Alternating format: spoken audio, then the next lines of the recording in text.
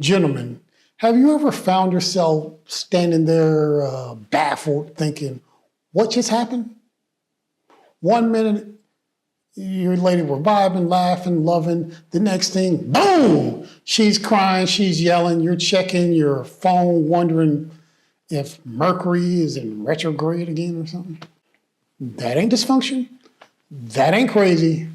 That's polarity. That's what happened when a masculine energy meets feminine chaos and you don't know the dance.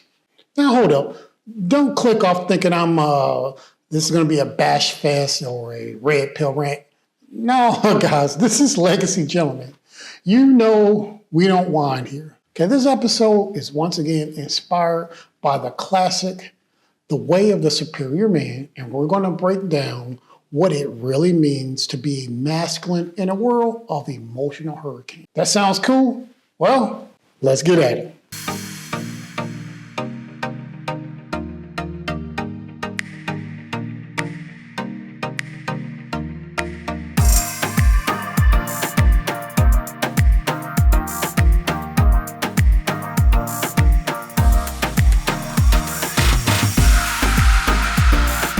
I'm Rob Johnson. I want to welcome you to the Legacy Gentleman channel.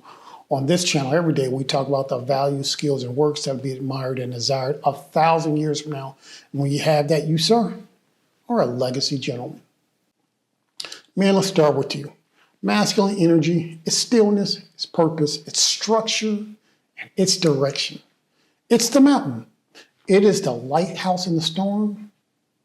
It doesn't move because the weather gets rough.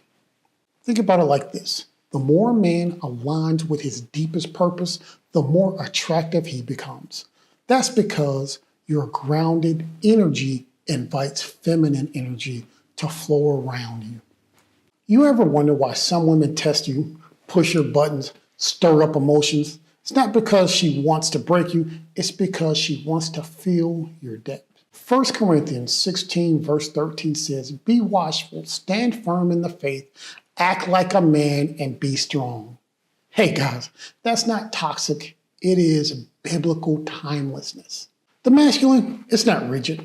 It's focused. It's the man who knows who he is and what he's doing here. That's the presence that makes you attractive all by yourself. All right, I'm a dude here, but hey, let's talk about the feminine. I mean the real feminine, not the cartoonish or TikTok tropes. Feminine energy is a flow of emotion, intuition, expressions like a river. The feminine is the storm, the dance, the light. And bro, if you try to understand it with like a checklist or a spreadsheet, you'll just end up with whiplash. She doesn't want a therapist. What she wants is someone to be a container for her energy. She wants to know that you can hold space even when she's storming. Or will you collapse with her? And here's the scary truth. Feminine energy is beautiful, it's powerful, and it's necessary. Proverb 31 talks about a woman of strength, but her strength shows up in her nurturing, in her wisdom, in her vibrance. It's not meant to be tamed, it's meant to be led. All right, now let's talk real. Polarity is what creates attraction. Opposites don't just attract, they ignite. But here's the kicker. Polarity also creates conflict. The masculine wants peace, the feminine wants presence. So after you come home after a long day of work and you just want to chill, she wants to talk about her emotions. You feel tension. If you check out emotionally or try to fix her instead of feeling her, the polarity dies. She becomes a roommate. She becomes resentful. You become sometimes confused, right? But look, masculine leadership means holding the center. That means listening without defending, being calm when she's fired up, and smiling when she's spinning. Look, if you're both crying during an argument, think about it like this. Somebody has to always dry off and drive the boat. Man, that somebody is you. So let me teach you the secret. She doesn't want you to fix her emotions. She wants to feel safe having them. That's your role. When she's overwhelmed and testing your strength, what she's asking is, can I trust you to stay grounded? And if you fold, get emotional, or try to out-argue her, you lose polarity, you lose respect. The best masculine energy is calm under pressure. It absorbs without reflecting, and it leads with stillness. Isaiah 32, verse 2 says, each man will be like a shelter from the wind and a refuge from the storm. That's the calling, not domination, but an anchor.